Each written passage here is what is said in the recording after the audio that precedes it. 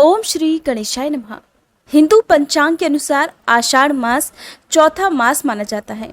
इस मास का महत्व बहुत ज्यादा होता है क्योंकि इसी मास में भगवान श्री हरि 4 महीने के लिए योग निद्रा में चले जाते हैं।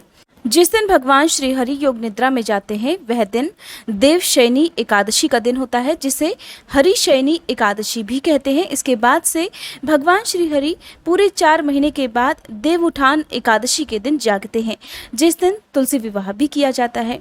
आषाढ़ मास के शुक्ल पक्ष की एकादशी यानी कि देवशयनी एकादशी से ही चातुर्मास या चौमासा भी प्रारंभ हो जाता है, जिसमें सभी देवी देवता विश्राम करने चले जाते हैं और इस दौरान इन 4 महीने के दौरान कोई भी शुभ मांगलिक कार्य जैसे कि शादी विवाह मुंडन आदि काम नहीं किए जाते हैं।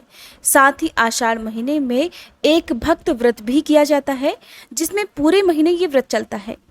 इस व्रत के अनुसार, नियमों के अनुसार, जो लोग आषाढ़ मास के नियमों का पालन करते हैं, जिस तरह से कार्तिक मास में या सावन के महीने में भक्तजन पूरे महीने उपवास रखते हैं, तो उसी तरह से आषाढ़ के महीने में सूर्यास्त से पहले पहले भोजन कर लिया जाता है और जितनी भूख हो उससे कम ही खाया जाता है। इस उपवास में भोजन करने की भी सीमा बताई गई है, जैसे कि जो मुनिजन हैं या पूर्ण संन्यास में हैं, जिन्होंने घर त्याग दिया है, जो सन्यासी बन गए हैं, वो सिर्फ 8 ग्रास ही खाना खा सकते हैं। जो लोग वानप्रस्थी हैं वो लोग केवल 16 ग्रास का सेवन करते हैं। गृहस्थ लोग 32 ग्रास भोजन कर सकते हैं। इसी प्रकार ये उपवास पूर्ण होता है। जब पूरे महीना उपवास रखने के बाद उपवास पूर्ण होता है तो फिर खड़ाऊं, छाता, नमक और आंवले का दान ब्राह्मण देवता को किया जाता है। इस व्रत और दान करने से भगवान विष्णु की कृपा प्राप्त होती है। जो लोग पूरे महीने आषाढ़ मास के उपवास ना कर पाए तो वो लोग या तो आषाढ़ मास के पहले दिन या अंतिम दिन या फिर जो मुख्य दिन पड़ते हैं, जैसे कि एकादशी, अमावस्या, पूर्णिमा, इन तिथियों को भी उपवास कर सकते हैं। यानी कि इन तिथियों को एक समय भोजन करके फिर सबसे अंतिम दिन यानी कि पूर्णिमा के दिन उद्यापन भी जरूर करें। इस प्रकार से आषाढ़ मास का उपवास समाप्त हो जाता है। हिंदू धार्मिक मान्यताओं के अनुसार हर महीना किसी न किसी देवी देवता को समर्पित होता है, तो आषाढ़ के महीने में भी पूजा पाठ करने से विशेष लाभ मिलता है। आषाढ़ मास में भगवान विष्णु की उपासना करना बहुत ही शुभ फलदायी माना जाता है। इस पूरे महीने में जल देवता की पूजा करना भी उत्तम माना गया है। कहते हैं कि आषाढ़ के महीने में जल देवता की पूजा अवश्य करनी चाहिए, क्योंकि उनकी पूजा करने से धन प्राप्ति का योग भी बनता है। सूर्य देवता को हर दिन नियम से जल का अर्घ देना चाहिए।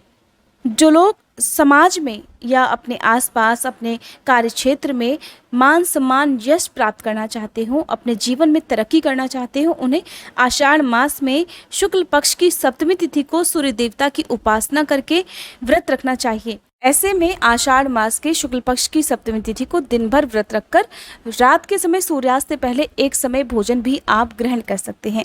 आषाढ़ मास में सुने जाने वाले जो भी महात्म हैं वो आपको आने वाले समय में आषाढ़ मास के पहले दिन से ही हमारे चैनल पर सुनने को मिलेंगे। जिस तरह से आपने अभी तक हमारे चैनल पर कार्तिक मास, ज्येष्ठ या जो भी महीने हैं उन सभी में अध्याय सुने हैं, कथाएँ सुने हैं, उसी प्रकार से आप नियमित रूप से इन कथाओं को भी जरूर सुनिएगा। आषाढ़ मास की सबसे प्रचलित कथा है कि प्राचीन काल में रंतिदेव नाम के एक प्रतापी राजा थे। उनके राज्य में एक धर्मकेतु नाम के ब्राह्मण की 2 पत्नियां थी। एक का नाम सुशीला और दूसरी का नाम चंचला था।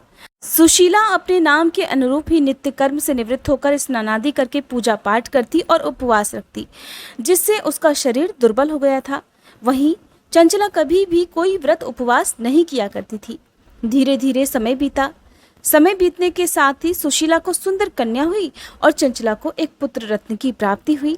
ये देखकर चंचला सुशीला को ताने देने लगी कि इतने व्रत उपवास करके उसने शरीर को जर्जर करके रख दिया, फिर भी जन्म दिया तो एक कन्या को, और देखो मैंने कोई व्रत भी नहीं किया तो भी मुझे पुत्र पैदा हुआ है। चंचला के व्यंग से सुशीला बहुत दुखी रहने लगी, लेकिन वह नियमित रूप से गणेश भगवान की पूजा करती रही।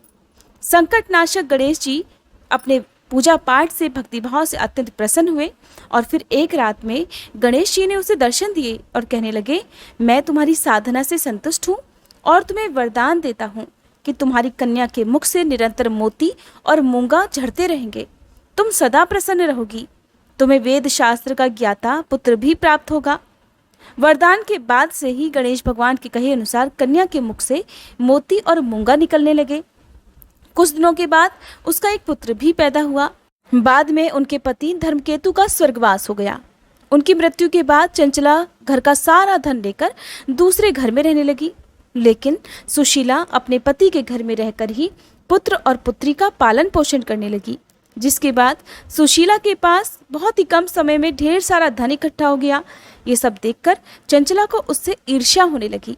एक दिन चंचला ने ईर्ष्या करते हुए सुशीला की बेटी को कुएं में ढकेल दिया, लेकिन गणेश जी ने उसकी रक्षा की और वह सकुशल अपनी माँ के पास आ गई।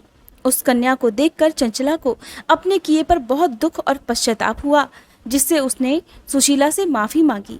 इसके बाद चंचला ने भी कष्ट निवारक संकट नाशक गणेश जी के व्रत को किया, जिसके प्रभाव से चंचला की बुद्धि सुधरती चली गई और उसके घर में भी धन धान्य के भंडार भरने लगे।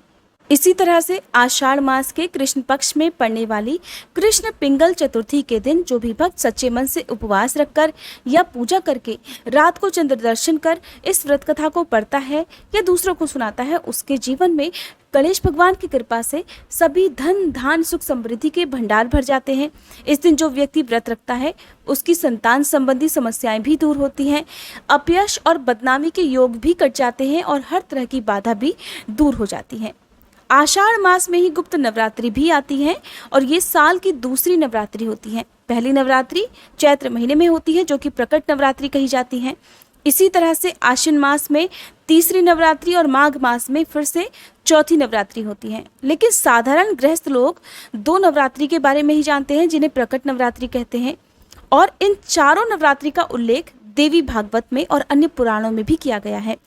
जिसकी कोई विशेष मनोकामना हो, कभी भी पूजा पाठ या बहुत सारे व्रत रखने के बाद भी मनोकामना पूर्ण ना होती हो, तो उन्हें आषाढ़ मास में जो गुप्त नवरात्रि आने वाली है उसमें सच्चे मन से हो सके तो उपवास रखें, नहीं तो आप सुबह शाम नियमित रूप से पूरे 10 दिन तक गुप्त नवरात्रि की पूजा जरूर करनी चाहिए। गुप्त नवरात्रि 10 दिन की होती है, वहीं जो प्रकट नवरात्रि है वो 9 दिन की मानी जाती है। गुप्त नवरात्रि में एकदम गुप्त रहकर पूजा करनी होती है, यानी कि आपकी की गई पूजा पाठ को या व्रत को कोई दूसरा ना जान सके, तभी ये गुप्त नवरात्रि कहलाती है। इसमें अंतिम दिन प्रकट रूप से जो है कन्या पूजन नहीं किया जाता है, अपने घर पर बुलाकर कन्या पूजन नहीं करना चाहिए। कलश जो स्थापित आप करते हैं वो भी अनिवार्य नहीं है, क्योंकि कई बार आपके घर में बाहर से आने जाने वाले लोग आते हैं। अगर आपके घर में स्थापित कलश को वो देख लेते हैं तो उससे भी पता चल जाता है कि आपने गुप्त नवरात्रि के व्रत रखे हैं। इसलिए गुप्त नवरात्रि को आप जितना दूसरों से छुपाकर गुप्त रूप से रहकर करेंगे तो उतना ही इसका फल जल्दी और शीघ्र प्राप्त होगा। साल 2022 में हरिशयनी या देवशयनी एकादशी है 10 जुलाई को, और आषाढ़ का महीना प्रारंभ होगा 15 जून से और जिसकी समाप्ति होगी 13 जुलाई को गुरु पूर्णिमा के दिन। अब जानिए कि आषाढ़ मास में क्या करना चाहिए और क्या नहीं करना चाहिए। आषाढ़ मास के पहले दिन किसी भी एक ब्राह्मण को आप खड़ाऊं, जूते, चप्पल, छतरी, नमक और आंवले का दान करें और इसी से आषाढ़ मास का प्रारंभ करें। इस पूरे महीने में तंत्र और शक्ति की पूजा करने के लिए गुप्त नवरात्रि भी मनाया जाता है। इसलिए गुप्त नवरात्रि के दिनों में बाहर किसी के घर से भी आया हुआ कोई भी मीठा भोजन आपको नहीं ग्रहण करना चाहिए, और गुप्त नवरात्रि के दिनों में सुनसान अंधेरी रास्तों पर जाने से भी बचना चाहिए, क्योंकि इस दौरान लोग तांत्रिक क्रियाएं करते हैं जिसका दुष्प्रभाव आपके ऊपर हो सकता है। साथ ही आषाढ़ के महीने में भगवान श्री हरि शयन के लिए चले जाते हैं, इसलिए पूरे महीने में आपको विधि विधान से भगवान श्री हरि को शयन कराने के साथ ही पूजा अर्चना करनी चाहिए। देवशयनी एकादशी के दिन भगवान विष्णु योग निद्रा में चले जरूर जाते हैं, लेकिन उस दौरान भगवान विष्णु अपने उन भक्तों पर विशेष कृपा करते हैं जो उनकी सच्चे मन से सेवा करते हैं या पूजा करते हैं। साथ ही आषाढ़ के महीने में बीमारियां फैलने का खतरा बढ़ जाता है। इस समय बरसात होती है और बरसात के मौसम में अधिकतर बीमारियां गंदा पानी पीने से या बाहर का खुला हुआ भोजन खाने से या फिर तला हुआ ज़्यादा मसालेदार भोजन खाने से बीमारियां फैलती हैं। तो इसलिए पूरे आषाढ़ के महीने में आप साफ पानी पिए, जितना हो सके उतना लिक्विड चीज़ों का या फलों का सेवन करें और बाहर की चीज़ें खाने से बचें। आषाढ़ के महीने में जितना हो सके उतना जल का दान करें, लोगों को मीठा शरबत पिलाएं, हो सके तो आने जाने वाले याचकों को भरपेट भोजन कराकर उन्हें कुछ ना कुछ दान दक्षिणा देकर ही विदा करना चाहिए। और अगर आप उन्हें भोजन ना करा पाएँ तो भोजन बनाने का जो भी सामग्री है, राशन है, उतना आप उन्हें ज़रूर दान में दे सकते हैं। इसके अलावा आप आसपास कहीं भी सार्वजनिक जगह पर एक छायादार या फलदार वृक्ष अपने पितरों के नाम से जरूर लगाएं। ऐसा करने से पितरों के साथ साथ भगवान विष्णु की कृपा भी प्राप्त होती है। ये थी आज की वीडियो। आने वाले समय में आप हमारे चैनल पर हर दिन सुने जाने वाले अध्याय और साथ ही गुप्त नवरात्रि के हर 10 दिन गुप्त नवरात्रि की जो संपूर्ण पूजा विधि है या हर दिन देवियों की पूजा और कथा है उसकी जानकारी भी जरूर देखिएगा। वीडियो अगर अच्छी लगी हो तो प्लीज़ वीडियो को लाइक करके चैनल को सब्सक्राइब करना मत भूलिएगा।